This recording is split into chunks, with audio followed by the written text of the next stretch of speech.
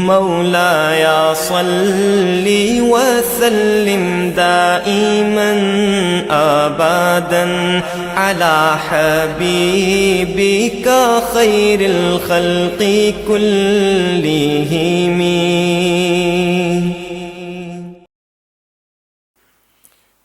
السلام علیکم ورحمۃ اللہ وبرکاتہ.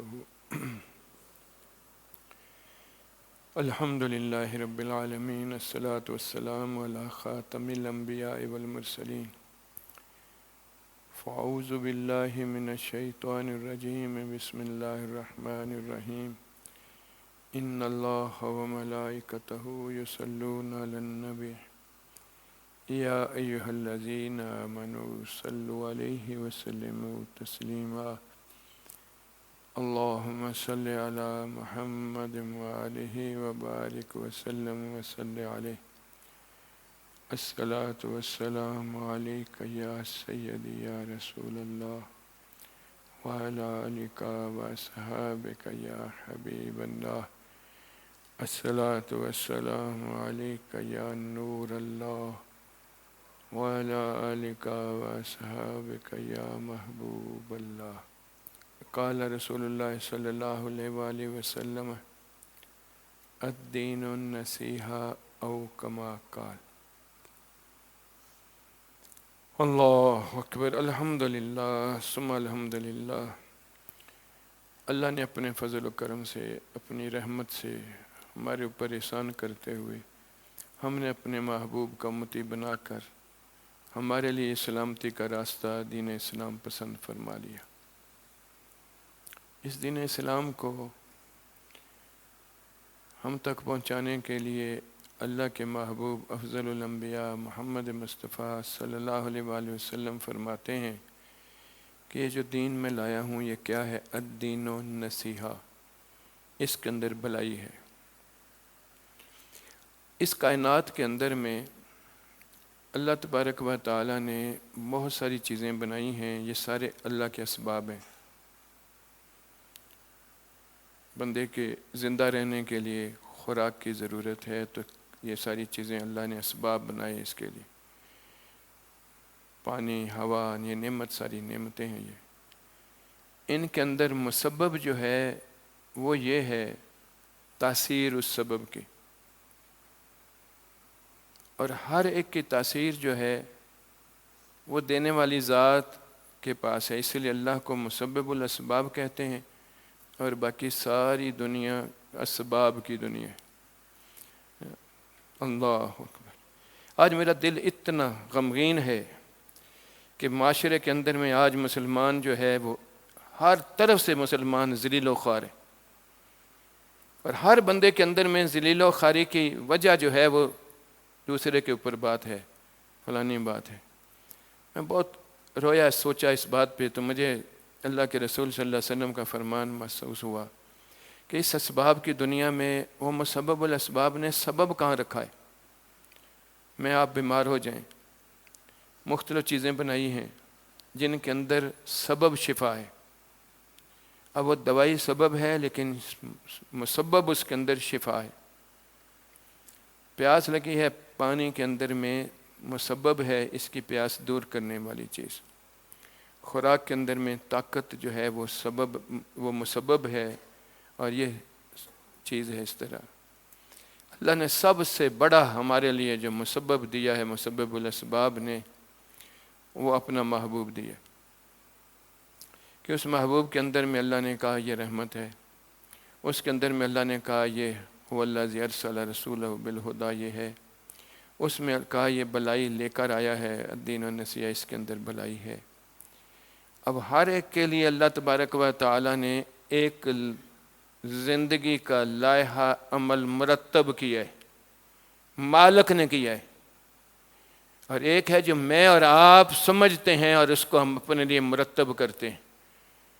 میرا مالک اپنے محبوب کی زبان سے یہ فرماتا ہے کہ جو اس نے مرتب کیا ہے اس میں بلائی ہے، اور میرے بندے جو تم اپنی مرضی سے مرتب کرو گے تو وہ بلائی نہیں ہوگی، بلکہ وہ تو اپنی جان پہ ظلم کرے گا اور اپنے لیے نقصان کا باعث ہوگا. اب اس بات کو کوئی بندہ انکار کرنے والا نہیں ہے. کر لو گے اس کا انکار؟ پھر اپنے پہ غور کریں نا. یہ دین جو ہے وہ دین کے ساتھ رکھنے کے لیے یا کتابوں میں ہونے کے لیے یا تیرے اور میرے زندگی کا ایک اسلوب بننے کے لیے؟ یہ ہے سب سے بڑا مصیبت جو ہے انسان کے لیے کہ وہ اللہ کے احکامات کی روگردانی کرنے کی وجہ سے وہ اس سبب سے محروم ہو گیا جو اس کی بھلائی تھا. وہ اس سبب سے محروم ہو گیا. اب ذات مقدس رسول صلی اللہ علیہ وسلم اللہ نے بھیجی ہے تمہارے لیے رحمت ہے، ہدایت کا ذریعہ ہے. اللہ نے فرما دیا انسان میرے، تو ہر چیز اگر میرے نبی کے ڈیزائن میں ہوگا تو یحببکم اللہ، پیارا لگے گا. اب یہ سنت مطہرہ میں بندے کا ہونا یہ سبب ہے، اور اس کے اندر مسبب کیا ہے؟ اللہ کو پیارا لگ رہا ہے. اگر اللہ کو پیارا لگ جائے تو کوئی ذلیل و خوار ہو سکتا ہے؟ اب ہر کوئی اس کو مانے گا، ہاں صحیح ہے، لیکن کس کے لیے صحیح ہے؟ انسان کے لیے. تو یا تو اپنے آپ کو انسان نہ کہو، اور اگر انسان کہتے ہو تو پھر اس صحیح کے اوپر آ جاؤ. اپنا بلا ہے، کسی اور کا بلا نہیں، اپنا بلا ہے، صالح بلا ہو. اللہ اکبر. اب ذات مصطفیٰ صلی اللہ علیہ وسلم جو ہمہ وقت کے لیے رحمت ہے، وہ ہمہ وقت کے لیے اللہ کی تابع، اللہ کی مرضی اور اللہ کی منشا کے مطابق اس کے قول اور فعل ہیں. اور بندے کے لیے آسان کر دیا کہ اس سبب کے پیچھے مسبب یہ ہے کہ تیری بھلائی ہوگی، تو مجھے پیارا لگے گا، اور اگر تو مجھے پیارا لگے گا تو میں تیری کنڈ کہیں لگنے نہیں دوں گا، تیری عزت و آبرو میں بناؤں گا، تیرے پوچھے بغیر میں تجھے وہاں سے دوں گا جہاں تیرے گمان میں بھی نہیں ہوگا. یہ ساری چیزیں اللہ نے قرآن پاک میں بولی. پھر قرآن پاک جو ہے اللہ کے احکامات، وہ ایک سبب ہے، اس کے اندر مسبب کتنا کچھ ہے وہ ذرا غور کریں. نماز پڑھو جی، یہ سبب ہے نماز. اس کے اندر مسبب کیا ہے؟ ان الصلاۃ تنہی عن الفحشاء والمنکر، کہ تیرے سے فحش اور منکر دور کر دے گی. اس کے لیے تو بوجھ ہوگی یہ بات، ٹھیک ہے نا. اسی لیے اصل جو روگردانی ہے، اگر ہم پیچھے جائیں تو علامہ اقبال مرحوم نے بڑی زبردست بات کی تھی کہ وہ معزز تھے دنیا میں عامل قرآن ہو کر، ہم ذلیل و خوار ہوئے تارک قرآن ہو کر. اس پہ ہم باتیں بہت کریں گے. کیا بات ہے، وہ کس کے لیے کہی ہے میری جان؟ ذرا صرف اس بات پہ غور کر. انسانوں کے لیے. تو پھر یا تو ہم انسان نہیں ہیں، یا پھر ہمیں اللہ کی ان باتوں پہ یقین نہیں ہے. اب اسی طرح وہ مثالیں میں نے پچھلے کئی جمعوں میں باتیں کی کہ وہ تھوڑے سے تھے، کوئی دنیاوی اسباب ان کے پاس ایسے نہیں تھے، لیکن ان اسباب کو اختیار کیا تھا جن کے مسبب کے اندر میں اللہ نے ان کے لیے کامیابی رکھی تھی. وہ احکامات خدا کے مطابق تھے، تو اللہ پاک نے وعدے کیے ان کے لیے کہ میں تمہاری مدد کروں گا. اس لیے مومن کے لیے سب سے بڑا ہتھیار جو ہوتا ہے، جب سب سے بڑی امید جو ہوتی ہے، وہ اللہ کی مدد ہوتی. سب سے بڑی امید، اس کا سب سے بڑا بھلا کرنے والا اس کا رب ہے. لیکن اسی کو اپنے ہی رب پہ جب یقین کامل نہیں ہوگا تو وہ کس طرح اس کی بھلائی ہوگی؟ اب یہاں ایک سوال بھی آتا ہے، نہیں یقین بڑا ہے مجھے. اگر تجھے یقین ہو تو اس کے کہے کے اوپر تو عمل نہ کر رہا ہو، ٹھیک ہے نا. یہ تو الٹی بات ہے. یقین ہے لیکن اس کی بات پہ یقین نہیں ہے، ٹھیک ہے نا. تو وہ یقین تو پھر نہ بنانا. اللہ اکبر. اسی لیے اللہ کی مدد، پھر رب کہتا ہے میں تیری مدد اس طرح کروں گا کہ تیرے ساتھ میں اور مخلوق لگا دوں گا تیری مدد کے لیے. بدر میں فرشتے لگائے نا اس نے. اللہ اللہ اللہ. پھر یہ قرآن پاک میں جتنے احکامات آئے ہیں بندے کے لیے، دین کے لیے، وہ سارے کی ساری شریعت مطہرہ ہے، وہ زبان مصطفیٰ صلی اللہ علیہ وسلم سے ہمیں ادا ہوئی. الشریعت و قولی. اور اس شریعت کے اندر میں میری آپ کی بھلائی ہے. تھوڑے بندے تھے لیکن صرف شریعت کے اوپر ہونے کی وجہ سے اللہ تبارک و تعالیٰ نے انہیں کہیں بھی نیچا نہیں دکھایا. ان کی نہ صرف فزیکل مدد کی بلکہ ایک اور طرح کی بھی مدد کی کہ انہی بندوں کا رعب اللہ نے ان کے دلوں میں ایسا ڈالا کہ وہ باوجود پورے اسباب ہونے کے، طاقت ہونے کے، مال ہونے کے، نام ان کا سنتے تھے تو جسم ان کے کانپتے تھے، دل ڈر جایا کرتے تھے۔ میری آپ کی طرح بندے تھے، نہ کوئی بڑے پہلوان تھے، نہ ان کے سروں پہ سینگ تھے، صرف ادھر ایمان کی دولت کا یقین اتنا تھا کہ اللہ، اور پھر اللہ پاک اپنی طاقت کے اعتبار سے ان کے لیے مددگار تھا۔ اللہ اکبر۔ ایک واقعہ میں نے نوٹ کیا ہے، وہ آپ لوگوں کو سناتا ہوں کہ جہاں کہیں بھی مسلمانوں کے لیے کامیابی ہوئی ہے تو اللہ کی مدد کے ساتھ ہوئی۔ سیدنا فاروق اعظم رضی اللہ تعالیٰ عنہ کے دور خلافت میں 17 ہجری کو ایران کے لیے افواج گئیں، تو تستر کا گورنر ہرمزان جو ہے وہ اپنی فوج کے ساتھ قلعہ بند ہو گئے۔ اس فوج کا امیر تھے ابو موسیٰ عبداللہ اشعری رضی اللہ تعالیٰ عنہ۔ کئی دن تک محاصرہ رہا، بالآخر ہرمزان نے طے کیا کہ ان سے تو ہم جو بھی بات کریں انہوں نے نہیں ہماری بات ماننی، کیونکہ یہ حکم لے کر آئے ہیں، یہ حکم کے اوپر ہی چلیں گے، اور ان کو اللہ کے احکامات ان کے امیر نے دیے ہوئے ہیں، تو بات فیصلہ امیر کے پاس ہے۔ ہم انہیں درخواست کرتے ہیں کہ ہمیں آپ پکڑ لیں اور ہمیں ان کے پاس سے لے جائیں، وہ جو ہمارے لیے فیصلہ کریں گے ہم قبول کر لیں۔ بہت بڑی طاقت ہے وہ، اتنے امیر لوگ ہیں وہ، ان کے لباس بھی بڑے زبردست ریشم سے بنے ہوئے، ان کے اوپر انہوں نے سونے اور چاندی کی چیزیں بھی پہنی ہوئیں، کنگن شنگن، اس طرح ان کی عظمتوں دکھانے کے لیے، ہتھیار بھی ان کے جو ہیں وہ اسی چیزوں سے مزین۔ جب انہوں نے انہیں کہا، ابو موسیٰ اشعری نے، تو انہوں نے کہا آ جاؤ، لیکن تم قیدیوں کے طور پر میں لے کے جاؤں گا۔ انہوں نے کہا ہاں بالکل۔ اللہ اکبر، اتنی بڑی فوج ہے اندر قلعے میں بند، تھوڑا سا لشکر ہے ان کے سامنے، وہ اس طرح ہیں۔ وہ ان کو لے گئے، 12 ساتھی ان کے بڑے بڑے جو ہیں وہ مدینہ شریف کی طرف چل پڑے۔ وہاں دیکھا تو یہ شاہی انداز میں قیدی جا رہے ہیں، ان کے لباس بڑے قیمتی ہیں، سونے کے کنگن اور سجدہ جو اسی طرح باقی ہے۔ یہ مدینہ دیکھ کے حیران ہو گیا، یہ کیونکہ وہ اللہ کے احکامات کے اوپر تھے، ان چیزوں کی ملکیت ان کی نہیں تھی، تو انہوں نے کسی نے آنکھ اٹھا کے نہیں دیکھا۔ جب وہاں پہنچتے ہیں تو امیر المومنین اپنی سر مبارک کے نیچے چادر رکھ کر آرام فرما رہے۔ وہ ہرمزان یہ دیکھ کر کہنے لگا، ہاذا مالککم، یہ تمہارا بادشاہ ہے؟ اللہ اکبر۔ لوگوں نے کہا ہاذا خلیفۃ، یہ اللہ کے رسول صلی اللہ علیہ وسلم کا خلیفہ ہے۔ کہنے لگا اما لہو حاجب ولا حارس، یہ کس طرح ہے کہ اس کا کوئی دربان، محافظ، کوٹی گارڈ ہی نہیں ہے؟ تو اسے بتایا اللہ حارسہ حتی یاتی علیہ اجلہ، انہیں محافظ کی ضرورت نہیں، اللہ اس کا محافظ ہے، جب تک اجل نہ آ جائے یہ مر نہیں سکتا، کہ موت ہی اس کی حفاظت کرنے والی ہے، وہ تو اللہ کے ہاں کسی اور کے ہاں نہیں ہے۔ یہ تھا وہ ایمان کی کیفیت۔ اللہ اکبر۔ اب وہ دیکھ کر حیران ہو گیا۔ فاروق اعظم اتنی دیر میں آنکھ کھولتی تو آپ نے کہتے الحمدللہ الذی انزل ھذا وشیعتہ بالاسلام، سب خوبیاں اللہ کی ہیں، جس نے اسلام کو عزت دی اور تمہارے بڑے لشکر کو اللہ نے ذلیل فرما دیا۔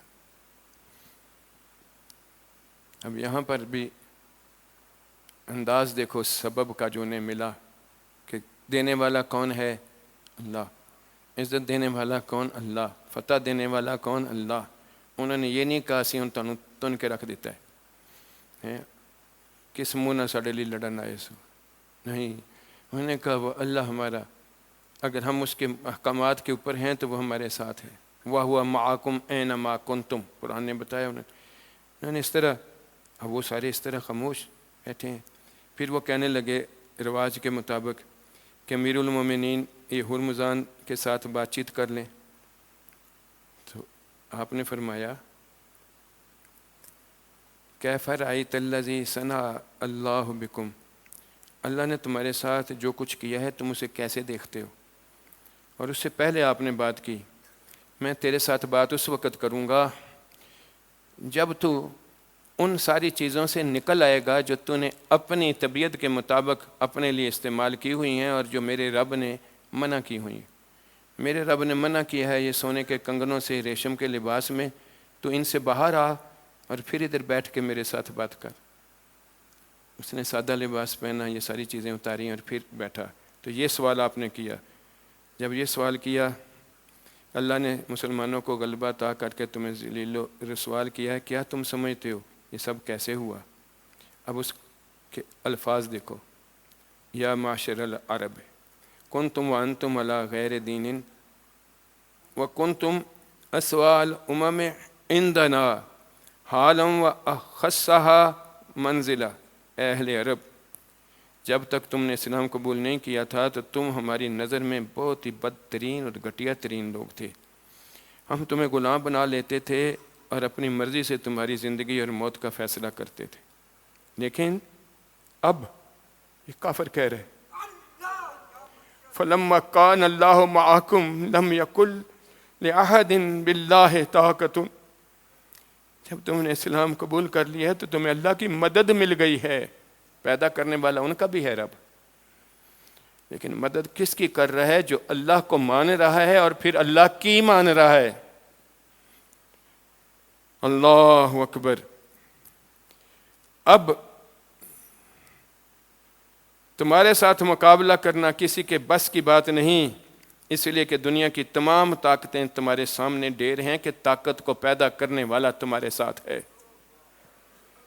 اللہ اکبر۔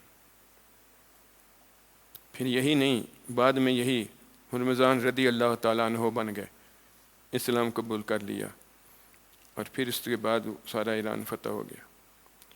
اب یہ واقعہ میں نے اس لیے لکھا کہ دیکھو اللہ کے اطاعت کرنے والے کو اللہ نے کبھی بھی نیچے نہیں پھینکا تھا۔ ہم سارے مسلمان ہیں، مسلمان کے گھر میں پیدا ہوئے، ہمیں اس سبب کی سمجھ ہی نہیں لگ رہی۔ اللہ پہ بڑا یقین ہے، نہیں ہے یقین میری جان، اگر یقین ہوتا تو کیا اس کی بات نہ مانتا؟ تو اس کو اپنا آپ آسان نسخہ اللہ نے بنایا ہے، فَاتَّبِعُونِی۔ اس سبب کے اندر مسبب اتنا ہے کہ تیری ہر جگہ پہ اتنی بلائی ہے کہ تو رب کو پیارا لگنے لگے۔ اس سے بڑی بلائی کیا ہوگی؟ جس کے پاس ہر طرح کی طاقت ہے، جو کن کہے تو فیکون ہو جاتا ہے، اگر تو اس کو پیارا لگ گیا ہے تو اور کیا چیز رہ گئی؟ اور وہ کس میں ہے؟ فَاتَّبِعُونِی۔ ٹھیک ہے نا؟ ایک اپنے آپ کو ظاہراً باطناً صرف حضور صلی اللہ علیہ وسلم کی سنت میں ڈال لے، اور وہی ہمیں شرم آتی ہے اور بوجھ لگتا ہے۔ بے شرموں کی طرح ہم بے شرموں سے ہم لوگ کیا کہیں گے؟ یہ لوگ تو خود بے شرم ہے اور ان سے یہ شرم کر رہے۔ جس نے شرم بنائی ہے کبھی اس سے تو شرم کرنا کہ وہ کہتا ہے مجھے پیارا لگ رہا اور تو کیا کر رہے، لیکن وہ شرم اندر داخل نہیں ہو سکتی، کیونکہ ایمان صرف کہنے کا نام نہیں ہے۔ ایمان کے نور جب تک دل کو روشن نہیں کرتا، ایمان ساتھ رہتا ہے، ایمان اس کا جزو بدن بنتے ہوئے نہیں آتا سامنے، وہ مسبب نہیں ملتا، اس کی شفا نہیں ملتی، اس کی ہدایت نہیں اس کے اندر داخل ہوتی، اور وہ اللہ کا محبوب نہیں لگتا۔ اپنی طبیعت کے مطابق اللہ اللہ کرتا رہے، وہ جس کو اللہ مانا ہی نہیں، تو اس نے کہا مجھے برا لگ رہا ہے، تو اس طرح نہیں ہے، تو پھر اس کو کہنے سے تو تیری بات نہیں بن رہی نا۔ تو ایک دفعہ سرنڈر تو ہو، اپنی مرضی چھوڑ کے اس کی مرضی کی طرف ذرا رخ اپنا کر کے دیکھ، وہ تیرے لیے اتنا مشتاق ہے رب جس کا کوئی حساب نہیں۔ اللہ فرماتا ہے یا ایھا الانسان ما غرک بربک الکریم، میں کریم رب تیرے لیے مشتاق ہوں، تو ذرا میری طرف آ تو صحیح۔ یہ پہلا بڑا سبب اور حقیقی سبب یہ ہے کہ ہم اللہ تبارک و تعالیٰ کو تو مان رہے ہیں، اس کی نہیں مان رہے۔ وہ بھی اللہ کو اس لیے مان رہے ہیں کہ مسلمان کے گھر میں پیدا ہوئے ہیں، لیکن حقیقت میں اس کو کیا مانتے ہیں؟ وہ جو اپنی شان و شوکت اپنے اسماء و صفات کے ساتھ ہے وہ نہیں مانتے، وہ ہے حقیقت ایمان۔ جب ہم وہ مان لیں گے کہ میرے ہر چیز کو جاننے والا، مجھے دیکھنے اور سمجھنے والا، تو کبھی ہمارے قول اور فعل میں اس کی ناراضگی والا کوئی کام ہو سکے گا؟ تو مانا تو ہے ہم نے، لیکن یہ نہیں مانا کہ میں اکاؤنٹیبل اس کے سامنے ہوں، مجھے دیکھ رہا ہے اور اس کو میں پیارا نہیں لگ رہا، یہ سوال ہی نہیں پیدا ہوتا، یہ مان لے۔ یہ مانا جاتا بھی نہیں۔ یہ منوانے کے لیے اللہ نے اس لیے اپنا محبوب دیا تھا جس کو رب نے محبوب کہا۔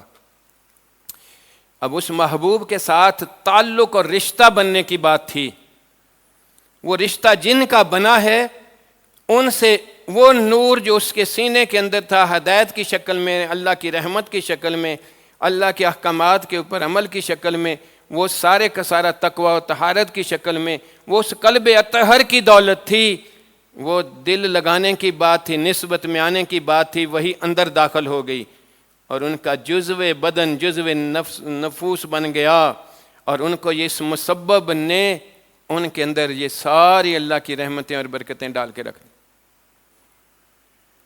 ٹھیک ہے نا، نسبت اس کام کے لیے تھی، لیکن اس نے ان کے اندر یہ اللہ کے ساتھ معاملہ اس طرح کا کیا۔ لیکن اب وہ ایمان والے کیسے بنے؟ حقیقت ایمان والے بنے، حقیقت ایمان والے بنے، لیکن اللہ کو پیارے لگنے والے بنے۔ رب نے 14-15 مرتبہ ان نسبت والوں کے لیے کہا رضی اللہ تعالیٰ عنہم ورضوا عنہ۔ ان کے کسی خاندان کی وجہ سے نہیں کہا تھا، ان کی کسی اپنی چیز حرکت کی وجہ سے نہیں کہا تھا، بلکہ اس میں تو بہت سارے غلام بھی تھے اور بہت سارے رئیس زادے بھی تھے، ہر طرح کے لوگ تھے، لیکن کہا ان کو جنہوں نے اپنا آپ اس نسبت سے سنوارا اور ان کے اندر میں وہی نور، وہی تقوی، وہی ہدایت، وہی ساری چیز اندر داخل ہو گئی۔ اب وہ دوائی تو کھا لی تھی، اس کی شفا مل گئی ان کو، اور ان کے اعمال تبدیل ہو گئے، ان کا ظاہر بھی بدل گیا اور ان کا باطن اور اخلاق بھی بدل گیا۔ اللہ اکبر۔ اس چیز نے ان کو ہمیشہ سرخرو رکھا اور کامیابی سے رکھا۔ پھر اللہ تبارک و تعالیٰ نے بندوں کے لیے بتایا کہ جب تم ان احکامات الہی پہ ہوگے تو ان احکامات الہی کا ایک بڑا سبب کیا ہوگا، ان بڑا مسبب کیا ہوگا کہ میں تمہارا قدرتی رعب ان کے دلوں میں ڈال دوں گا۔ اللہ اکبر۔ کیونکہ اس دل میں جب اللہ ہے تو اللہ سے بڑی کوئی طاقت ہے، لیکن اس دل کے اندر میں جب اس کی اطاعت ہے تو پھر اس کی مدد اس کے ساتھ ہے، اس سے بڑی کوئی طاقت ہے۔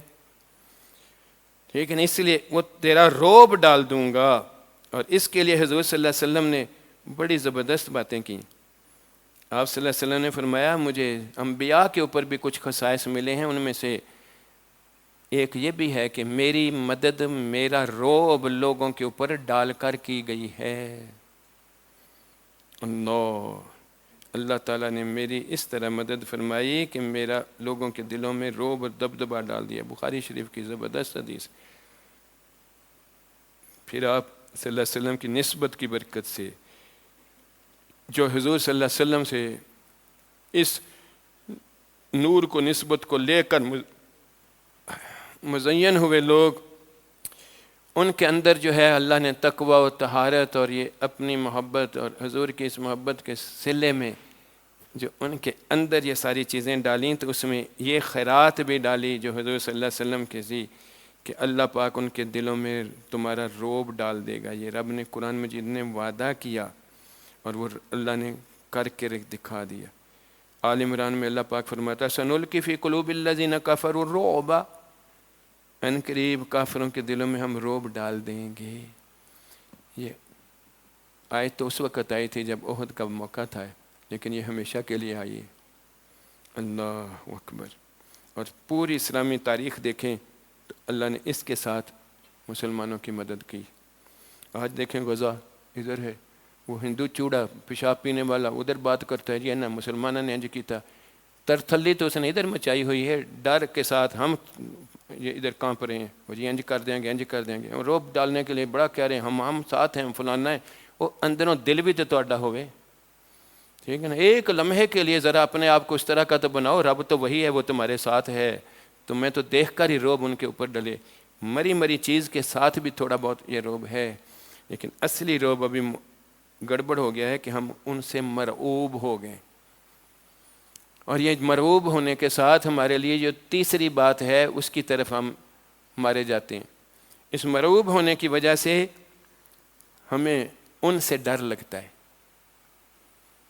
ٹھیک ہے نا۔ پھر ہم کیا کرتے ہیں، اپنے تعلقات بناتے ہیں، کھا نہ جائے ہمیں، ٹھیک۔ اور یہاں بھی ہم اللہ کو بھول جاتے ہیں، جس رب نے کہا او مومن تجھے دوست اور دشمن کی پہچان ہونی چاہیے، ٹھیک ہے نا۔ رحماء بینہم تجھے کہا ہے، اور تجھے اشداء علی الکفار کہا ہے، لیکن تیرے اندر کیا بات آتی ہے، تعلق بنا رہے، یہ نہ ہو کل کو ایسے ہو جائے جس رب نے واضح لفظوں میں میرے اور آپ کے دشمنوں کا ذکر کیا، ان کو ہم اپنا خیر خواہ جب تک مانتے رہیں گے، کیا اللہ کو نہیں پتا کہ کون کیا ہے اور کیا نہیں ہے؟ مجھے اور آپ کو زیادہ آج عقل آ گئی ہے کہ ہم اپنے خیر خواہوں کو ڈھونڈنا شروع کرتے ہیں، یہ نجی باتیں ہوں یا من حیث القوم۔ واضح طور پہ اللہ تبارک و تعالی نے یہود و نصارہ کے بارے میں فرمایا کہ وہ تمہارے کھلے دشمن ہیں، ان الکافرین کانوا لکم عدوا مبینا۔ نہیں ہم تعلقات بنائیں گے، پھر باقی چیز اس طرح ہو گیا، ورلڈ اس طرح اللہ نے بتا دیا کہ یہ پلیت ہے تو پلیت ہے، یہ پاک ہے تو یہ پاک ہے، اس کے اندر وہ تاثیر ہے حرام کی تو وہ حرام کی تاثیر ہے، اس کے اندر حلال کی تاثیر ہے تو وہ تاثیر ہے، اسی طرح اس کے اندر میں یہ قباحت ہے تو وہ قباحت ہے، بنانے والے نے بنایا ہے تو اس کے اندر میں قباحت کا اسے پتہ ہے، تجھے مجھے تو نہیں پتہ۔ انڈیویجول طور پہ بھی یہ ہوگا ہمارے لیے، جو رسول اکرم صلی اللہ علیہ وسلم کی ناموس کی بات ہوگی یا ختم نبوت کی بات ہوگی، ہماری یاریاں دوستیاں ہوں گی، کس طرح وہ کل کو تیرے اگلی نسل سے ایمان نکل جائے گا، ان کے اندر میں وہ حضور کے ساتھ یہ محبت کی شدت نہیں رہے گی، اس تعلقات کی وجہ سے ان میں سے آدھے جو ہیں وہ یہ ختم نبوت سے دور ہونا شروع ہو جائیں گے۔ یہ ہماری انڈیویجول باتیں۔ وہ ایک بہت ٹھیک ٹھاک بندے، نہیں میری تو کسی سے دوستی نہیں، میں نے کہا دوستی تو نہیں، لیکن جو چیزیں انہیں پسند ہیں وہی تجھے اور مجھے پسند ہیں۔ کہتا میں کیا دشمن کی چیزیں پسند ہوتی ہیں یا دوست کی؟ سمپل سی بات ہے، کبھی دشمن کی چیزیں جس کو پسند ہیں تو اس کے اندروں کچھ گڑبڑ ہے نا۔ ہمارا سارا اسلوب دیکھ لیں آج، یہ ان کی طرف ہے نا، وہ ایسٹ انڈیا کمپنی آئی تھی، ان سے یاریاں جب لگیں تو پھر وہی ہو گیا، ان کی حکومتیں آ گئیں، ہماری ہزاروں ہزاروں سال کی حکومتیں کدھر چلی گئیں؟ اللہ اکبر اللہ، ٹھیک ہے نا۔ تو اسی لیے اللہ کے احکامات جو ہے اس سے روح گردانی ہی سے بندے کی تباہی ہے۔ 1400 سال کی تاریخ میں کسی بھی جگہ پہ دیکھو تو ہمیشہ جو ہے یہود و نصارہ کی دوستی کا انجام رسوائی ہی ہوا ہے۔ یہ ایسٹ انڈیا کمپنی سے دیکھ لو، کسی اور جگہ پہ دیکھ لو، غزہ میں دیکھ لو، ناجائز زمینوں پہ قبضہ کرنے، اسی طرح جن کے بارے میں اللہ نے مذمت کی انہی کے ساتھ ہمارا اس طرح کا معاملہ ہوگا۔ اللہ اکبر۔ تو اس سے جو ہے اللہ پاک ہمارے دلوں سے یہ چیز نکال دیتا ہے۔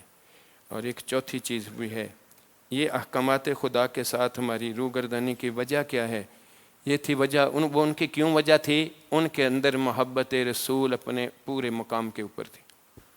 مجھے اور آپ کو بھی بڑا دعویٰ ہے محبت، نہیں تجھے اور مجھے پیارا لگتا ہے، گن ہم ضرور گا لیتے ہیں، لیکن جو پیار کرتا ہے وہ کبھی محبوب کی ناراضگی والا قول اور فعل اسے سرزد، تو تیرا تو میرا اٹھنا بیٹھنا چلنا پھرنا ڈیزائن معاملات سارے کے سارے وہ ہیں جو اللہ اور اللہ کے رسول کو پسند نہیں، تو پھر یہ محبت نہیں کی جاتی، یہ ویسے بات ہے۔ تو اس کی وجہ سے، اس محبت کی کمی کی وجہ سے اللہ پاک جو ہے یہ مسبب کے ساتھ محبت کی بجائے سبب کے ساتھ محبت ڈال دیتا۔ اور بندے کو ادھر ہی لگا کے اپنے سے دوری کا پکا پروانہ تھما کے رکھ دیتا ہے۔ وہ بڑا خوش ہوتا ہے میری دنیا بڑی ٹھیک ہو گئی۔ تیری دنیا اس لیے ٹھیک ہو گئی ہے کہ تجھے فرصت ہی نہ ملے کہ تو رب کی طرف رجوع بھی کر سکے۔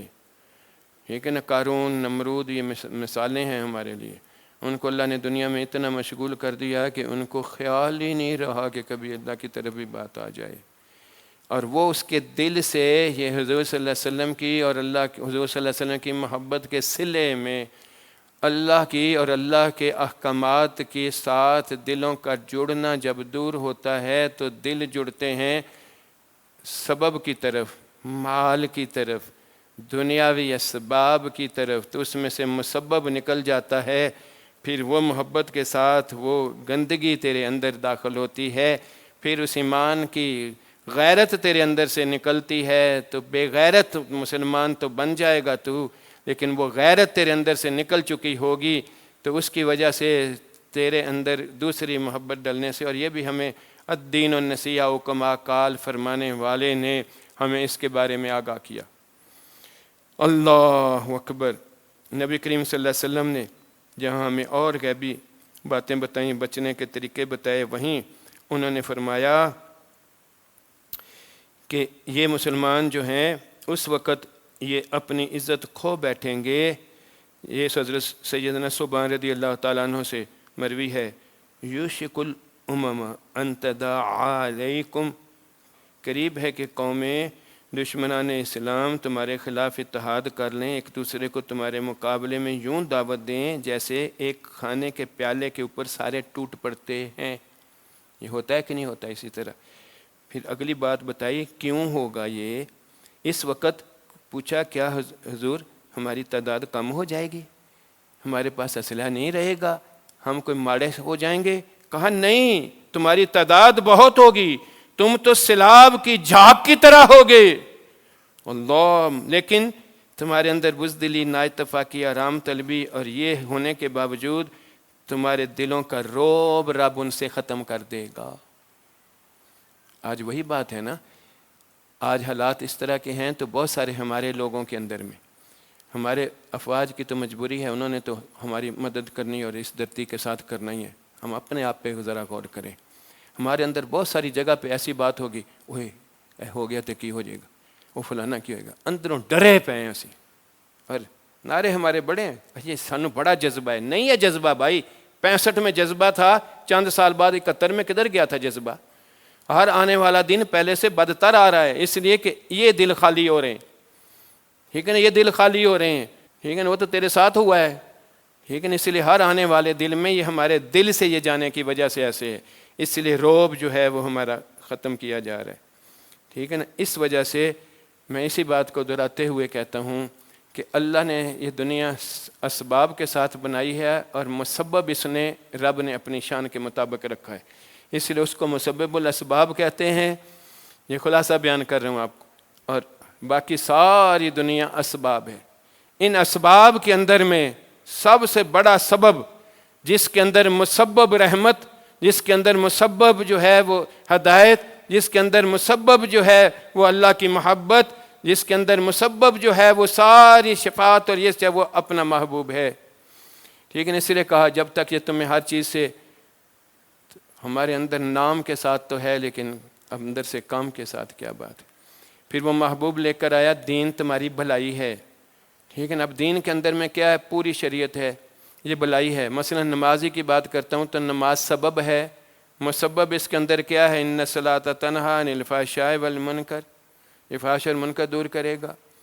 جھوٹ تیرے لیے لعنت ہے، وہ تیرے لیے اس کے اندر کا مسبب جو ہے وہ تباہی ہے، اور سچ تیرے لیے وہ ہدایت ہے، اللہ کی رحمت لینے کا ہے۔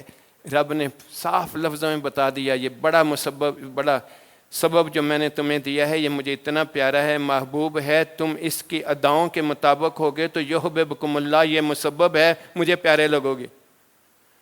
ہمیں تو اپنا آپ ظاہراً بھی حضور کی طرح بناتے ہوئے شرم آتی ہے، ٹھیک ہے نا۔ اس لیے وہ اللہ کو پیارا لگنا ہی تو ہمارا ختم ہو گیا، تو باقی چیز کہاں سے بنے گی؟ میں نے مثالیں دیں آپ کو تاریخ کے اعتبار سے، ٹھیک ہے نا۔ اب وہی اگر سبب ہم نے اختیار کیا جس میں مسبب ہمارے لیے اللہ کے محبوب کی اطاعت اور قرآن پاک کے احکامات ہیں، جس کے لیے علامہ اقبال نے کہا وہ معزز تھے عامل قرآن ہو کر اور ہم خوار ہوئے تارک قرآن ہو کر۔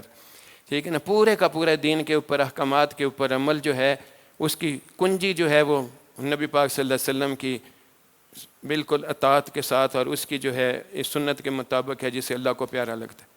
ہم نے اسی سبب کو چھوڑ دیا۔ اگلی بات ہمارے لیے اس کا مسبب جو اللہ کو پیارا لگنا، وہ جو رب کو پیارا لگتا ہے رب اس کی مدد کرتا ہے، رب نے کہا، اور رب نے ان کی مددیں کی، ان کے دلوں کا روب ان کے دلوں کے اندر ڈال دیا، زیادہ تھے وہ۔ ہرمزان والا میں نے ابھی آپ کو واقعہ سنایا اور باقی واقعے سنائے۔ اللہ اکبر، پھر اللہ کی مدد ان کے ساتھ اتری، وہ ساری چیزیں اس کے مطابق ہوئیں، اور کافر خود بولا کہ تم وہ لوگ تھے جن کو تو ہم گاجر مولیوں کی طرح اٹھا کے اس طرح کھا جایا کرتے تھے، لیکن جب سے تم نے اللہ کو مانا ہے اللہ کی مدد تمہارے ساتھ آ گئی۔ اللہ اکبر، اور اس سے وہ اتنا ڈرا کہ اب ہم تمہارا مقابلہ نہیں کیا جا سکتا، اور خود بھی وہ ایمان والے بن گئے۔ ٹھیک ہے نا، اسی طرح وہ روب ڈالنے کی بات آئی ہمارے دلوں میں، جب محبت اس کی بجائے محبت اس سبب کی ہو گئی، دنیا کی محبت ہو گئی، تو پھر اس سے بھی ہم رگڑے گئے۔ پھر چوتھی بات یہ کہ میرے بنانے والے رب نے تجھے اور مجھے بتایا کہ یہ حلال ہے، یہ نقصان فائدے والا چیز ہے، یہ نقصان والی چیز ہے، اس سے بچ۔ اسی نے بتایا اور یہ قومیں تمہاری دوست نہیں ہیں، لیکن اس کے تو دل میں ان سے کوئی اور چیزوں کی بات آئی تو ان کے ساتھ معاملات کرنے لگے، اور ہر جگہ پہ مسلمان نے نقصان اٹھایا اسی بات کو۔ تیرا بنانے والا رب، ہر چیز کو سمجھنے والا، علم والا، وہ جان رہا ہے کہ اس کی شرست کیسی ہے، یہ تیرا نہیں ہو سکتا، اور تو زبردستی اس کا ہونا شروع ہو۔ اسی طرح یہ انڈیویجول سطح پہ بھی، نجی سطح پہ بھی، ہمیں جس کو اللہ تبارک و تعالیٰ کے محبوب کے ساتھ معاملہ ہو، وہ ہم ان کے ساتھ جب دوستی یاری میں لگیں گے تو ہم ختم نبوت سے بھی نکلنے والے ہوں گے، ناموس سے بھی نکلنے والے ہوں گے۔ اس لیے ہمارے لیے وہ بد عقائد اور بد سوچ میں بھی ہمارے لیے ہوگی۔ اللہ تبارک و تعالیٰ سے آج سب سے زیادہ ہمیں ضرورت یہ ہے کہ اللہ کی رحمت کو لینے کے لیے رحمت للعالمین کے دامن میں پناہ لیں، اس سنتوں کی طرف آئیں۔ وہ ہمیں سب کو پتہ ہے، لیکن کرنے کو دل نہیں کر رہا، اس لیے نہیں کر رہا کہ اس کے اندر داخلے کے لیے وہ جو اسباب اللہ نے حضور کے سینہ مبارک میں رکھے تھے، کیا رکھے تھے؟ رحمت، کیا رکھے تھے؟ اطاعت، کیا رکھے تھے؟ ہدایت، کیا رکھے تھے؟ تقویٰ۔ ان ساری چیزوں کے لیے اللہ کے نبی نے کہا ہاں ہونا ایتھے ہے۔ ٹھیک ہے نا، وہ جن کی نسبتیں لگیں ان کے اندر داخل ہوگی، رب نے رضی اللہ کہہ دیا، اور پوری تاریخ اس کے اوپر واضح ہے۔ اللہ پاک ہم سب کو جو ہے اس دور کے اندر میں اپنی بقا اور اپنی نسلوں کی بقا کے لیے ہمیں یہ رجوع اللہ ہمیں نصیب کرے، اور ہمیں صحیح معنوں میں توبہ اور پھر اس کی طرف ہمارا رجوع اللہ نصیب فرما دے۔ وآخر دعوانا الحمدللہ رب العالمین۔